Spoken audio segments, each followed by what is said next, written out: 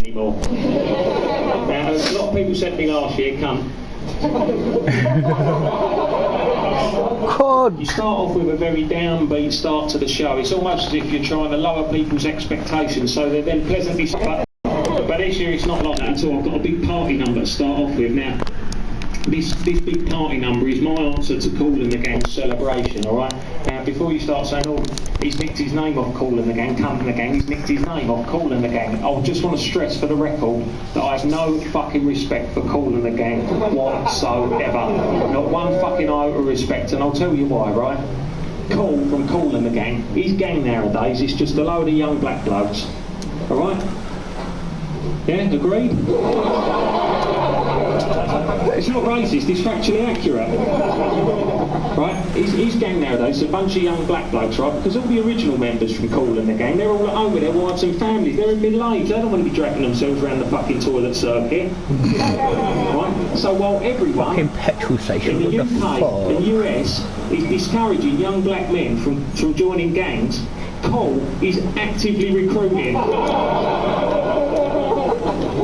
So like I say, this is a big party number to start off with. Now, this is about my friend's party. It happened about 20 years ago, and it went so badly for him that he's still grounded even now. As a 37-year-old man with two that takes you into the song, alright? And on the album, at the end of that poem, there's a little delay effect that kind of delays off nicely into the song. Now, I've been unable to recreate that live. I do give it a go, but quite frankly, it sounds shit. And you're going to know it sounds shit, but I didn't want you to think that I don't know it sounds shit when you get to that bit, alright? So this is called Paul Stevenson's Party. The most raucous party ever wasn't after a premiere. It wasn't after the Oscars or BAFTAs, and there was no one famous there.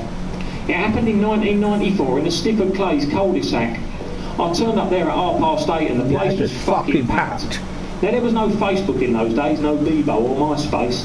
Fuck knows how 200 people ended up in the same place. Two blokes are fighting out the front. It was actually quite frightening. So I'd just go in and make a start on 3 litres of white lightning.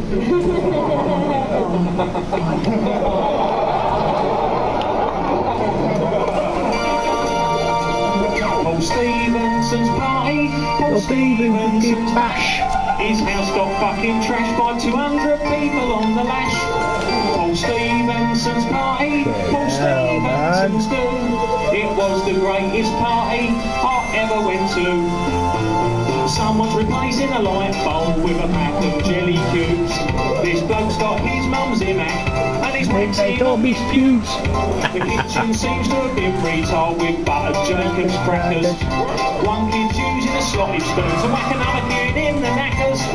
Someone's tipped a box of Kellogg's cornflakes on the floor. Someone else has got a screwdriver and he's taking it off a door.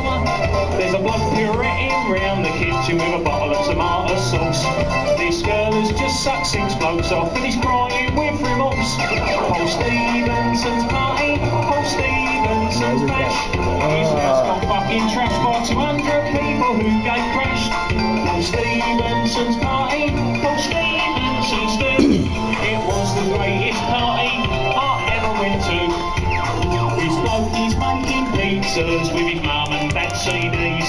So now the damned and squeezed, a top with ham and cheese. 3 kids threw his mattress out the window onto the lawn. Now they're in his old man's bedroom, going through his stash of porn. Some bloke's fingering a sleeping girl up on the pile of coats. Someone's filled the fish tank up with a box of Quaker Oats. There's one kid smashing ornaments with his dad's golf umbrella. Someone's written rape on the front room wall with what's hopefully Nutella. Paul Stevenson's party, Paul Stevenson's bash. Some bloke stood on his shipper and pulled his pants down and had a swash. Paul Stevenson's party, Paul Stevenson's do. It was the greatest party I ever went to. Has anyone seen Paul? Oh, there he is on the sofa. He's passed out and someone shaved one of his eyebrows off. Now they're writing pedo backwards on his forehead. No permanent marker. His parents will wish they hadn't stayed out for the night. When they find the telephone handset's been glued on with arrow dye. There's blood where some girl got broken up on his parents' bed. This geezer's strolling round with his sister's panties on his head. Two young kids jamming off the loft with his old man's drinks cabinet. I didn't see you did that in the sink, but it looks like human shit. The toilet's overflowing with someone laid a massive log. This girl's pulled on a rubber glove and he's wanking off his dog. Paul Stevenson's party, Paul Stevenson's bash. His mouth's got fucking trashed by 200 people on the lash. Paul Stevenson's party, Paul Stevenson's do. It was the greatest party I ever went to. Paul Stevenson's party, Paul Stevenson's bash. Someone defaced a photo of his late nan with a Hitler hair and tash. Paul Stevenson's party, Paul Stevenson's do. It was the greatest party I ever went to.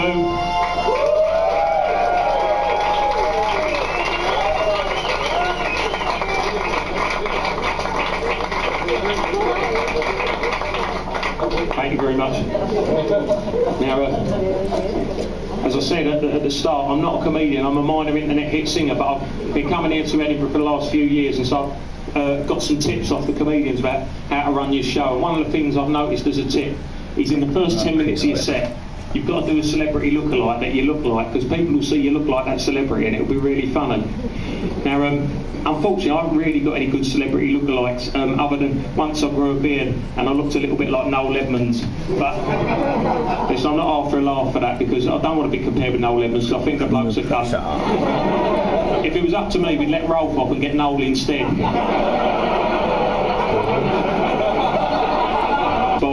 He's got quite a good coverage of hair on his face, and that's how he can have all them fancy little beards and the chin straps and the goatees, isn't it? The last time I tried to grow a beard, I grow a fucking rubbish beard. I grow a beard like a 14-year-old schoolboy's bum fluff. Just looks like I've cut me face in Princeton and gone down on Gal Porter.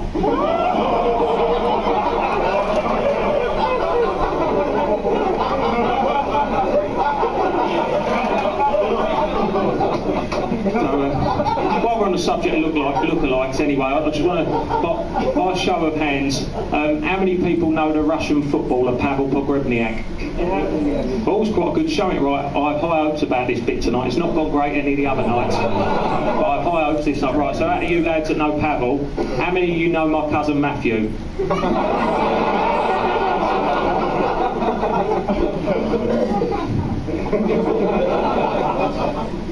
See, this goes down great at family parties, because I wrote a poem about it. He really does fucking look like him, honestly. I wrote this poem called My Cousin Looks Like Pavel Pogrebniak. In case you don't know what a poem is, it's basically a song that you've been too lazy to write any music for.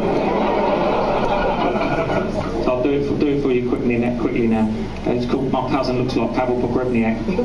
My cousin looks like Pavel Pogrebniak. It's not just my opinion. If you see him, it's a fact. I've not seen Pavel's family, but wouldn't it be mad if my aunt and uncle looked like Pavel's mum and dad?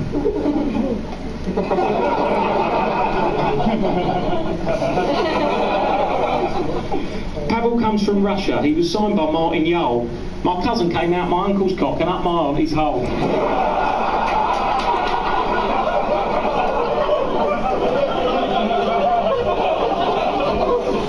Where he grew into an embryo and out my auntie's crack was born a baby that looked like Pavel Pogrebniak. At Spartak Moscow FC, Pavel started his career. My cousin studied in Nottingham, then became an engineer. My cousin's name is Matthew, he doesn't play football. Pavel's name is Pavel, which is Russian for Paul. Great Wikipedia, isn't it? My cousin looks like Pavel Pogrebniak. It's not just my opinion, if you see him, it's a fact. The resemblance that my cousin bears to Pavel is uncanny. By being a professional footballer, I bet Pavel gets more fanny. Pavel moved to Fulham from Stuttgart in Germany, then to Reading on a Bosman. That means there was no transfer fee. My cousin moved to Denmark, that's where his girlfriend's from. Pavel got 2 goals in Reading's winner. But the bloke before me left bangers and mash. Bangers.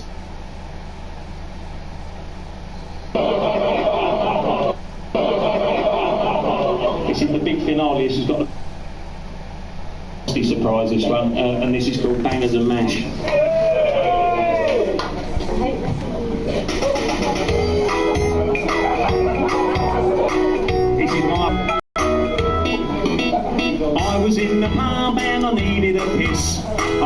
to the toilet so I could do this, but someone had stuffed some Marlboro in the urinal, and someone else had had a piss there and it was awful. So I thought to myself, that's no problem at all, I'll just relieve myself in the cubicle. Luckily there was no one in there doing a shite, but when I opened the door I saw a terrible sight. For fuck's sake, I only wanted a slash, but the bloke before me left bangers and mash. Bangers and mash, bangers and mash. The bloke before me left bangers and mash. He could have flushed it away, but he didn't today. He thought, I'll let someone else find me bangers and mash. I tried to block it from my mind, but I was unable. I wanted toilet paper and a freshly laid cable, and it was fucking massive. It looked like Heather Mills' stump covered in fake tan.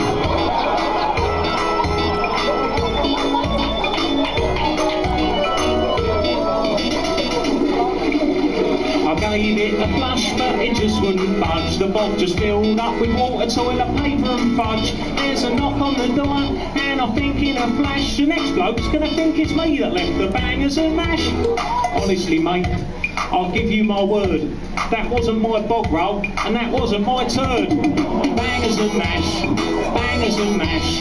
The bloke before me left bangers and mash. He could have flushed it away, but he didn't today. He thought, I'll let someone else enjoy me bangers and mash. Bangers and mash, bangers and mash. The bloke before me left bangers and mash. He could have flushed it away, but he didn't today. And now the next one thinks that I left the bangers and mash. Bangers and mash. Thank you very much.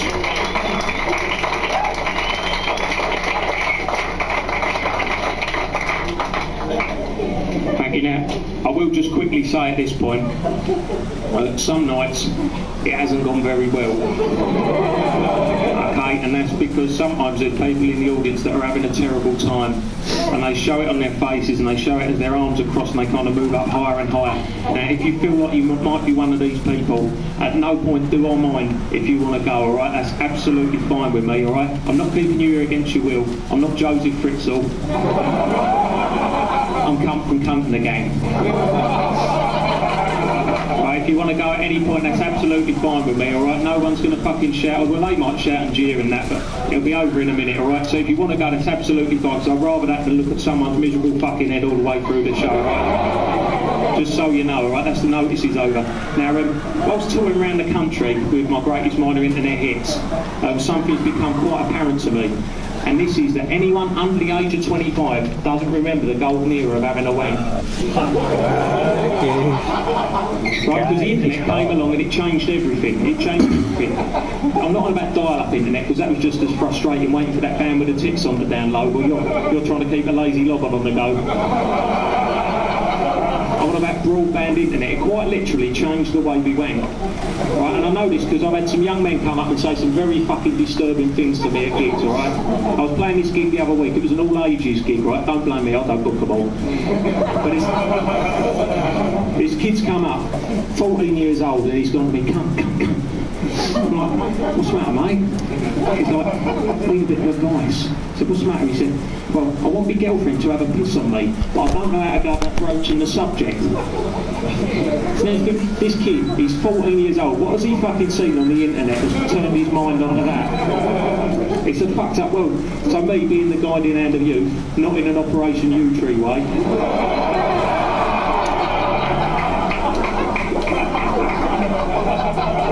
I said to him, mate, don't fucking do it. Don't fucking do it. One day you'll wake up, aged 18, covered in shit, and you'll wonder where your life went wrong. But when I first started having a wank back in the late 80s, it was a much simpler time. You couldn't just see whatever you want whenever you fucking wanted, any time of day or night like with the internet. You just had to take whatever you could get. See, I was one of the lucky ones though, because my mum used to leave her Freeman's catalogue in the bottom of the airing cupboard. His mum as well. So I used to sneak in there when my mum was out. I'd get it out and I'd open it up to the ladies' underwear section. In fact, it would open itself to the ladies' underwear section. I'd had it open there so many fucking times. And you had to be really careful. When you were having a wank over the ladies' underwear section, you had to be really careful.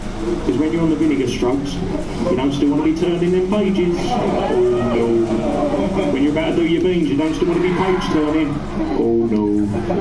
Because you know what's after ladies' underwear? Girls' underwear. And if you were to spap over that, that was known as an accidental sabble.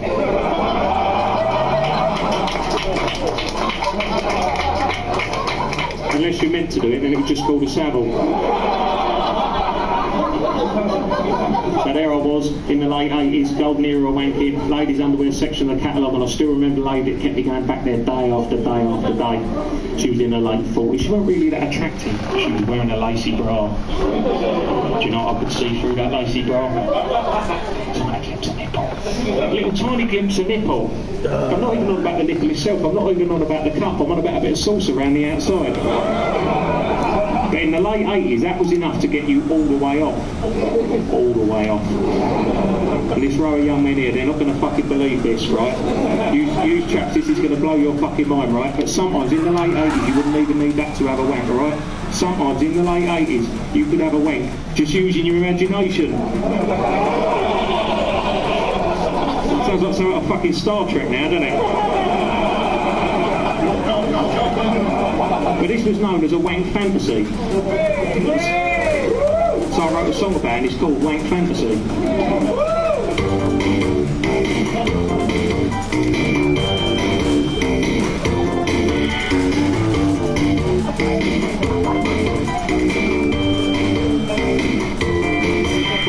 You're much younger than my wife, and you pay me attention, which I found quite nice. I'll be imagining you sucking me off in my car in the cold light of day. I suppose it won't go that far, cause you know what you are. You're just a wank fantasy, a wank fantasy. Something I thought of to arouse me.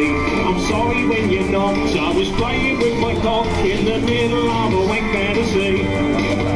In the middle of a wank fantasy. You're the mother of my best friend. You're still quite attractive, I'll give you 6 out of 10. What if one day my mate is out when I knock, and while his daddy's at work you end up sucking my cock? And I won't tell you to stop, because I like it a lot. It's just a wank fantasy, a wank fantasy. Something I thought of to arouse me. I'm sorry when you called, I was playing with my balls in the middle of a wank fantasy. In the middle of a wank fantasy.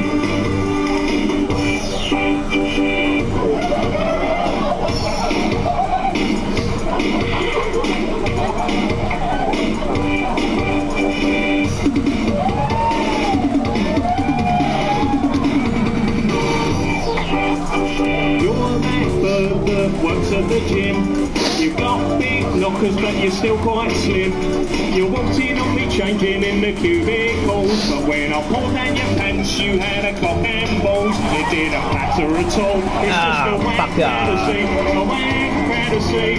Something I thought of accidentally. I'm sorry when you emailed, I was not sleeping a she-mail in the middle of a wank fantasy. In the middle of a wank fantasy. In the middle of a wank fantasy.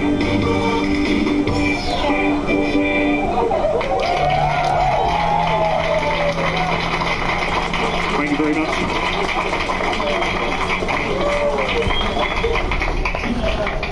Now, Slick. Now, I had a review for the show last year that called it Crass Misogyny, Uncomfortable and Depressing.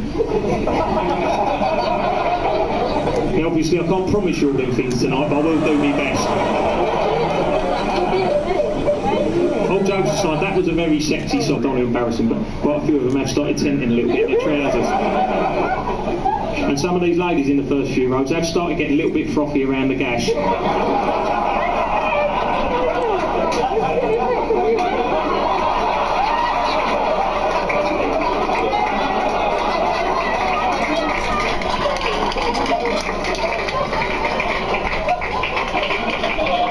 Sorry, lover. Health and safety.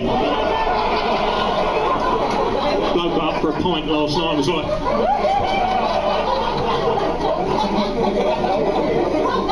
That's a fucking laughter of recognition, that is. Like I say, yeah, it's crass misogyny, it's uncomfortable, but it's not fucking depressing, is it? So like I say, that was a very sexy song, alright? But what I don't want,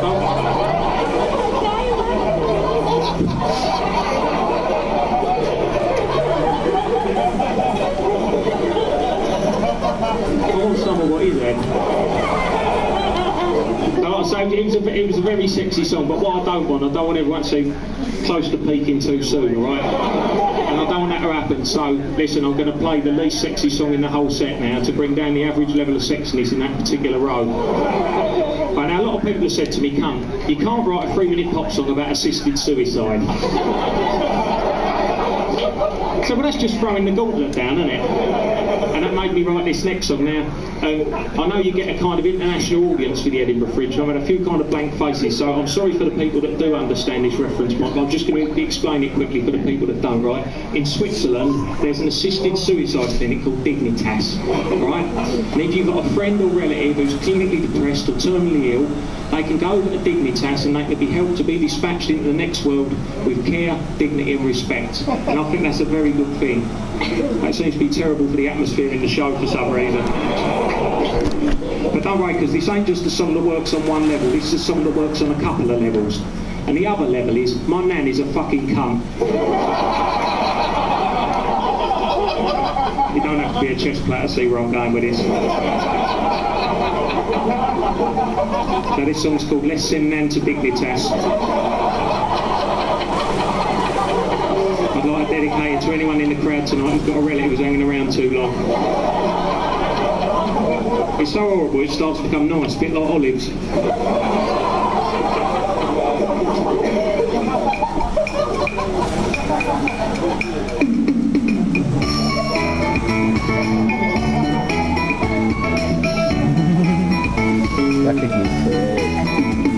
My nan is fucking loaded, while the rest of us are skint. But she won't give me a fucking bean, a miserable old bit. She's bitter and she's racist, she hates foreigners with a passion.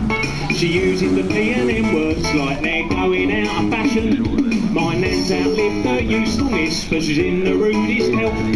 She shows no signs of signing off or sharing out the wealth. But I found out about this clinic where you can go in Switzerland and send your nan to be with Jesus. It only costs a couple of grand. So let's send Nan to Dignitas, cause having her here is fucking gash. The tight old cunt won't splash the cash. So let's send Nan to Dignitas. My nan is small and wrinkly, she sits there in her chair. She looks just like a scrotum, with a face and purple hair. She's got a pea creams biscuit tin, under the bed with her savings in. She's 84, she's had a good innings, so let's bump her off and count our winnings. Let's send Nan to Dignitas, cause having her hair is fucking gash. She's pissed herself and she's got a rash, so let's send Nan to Dignitas.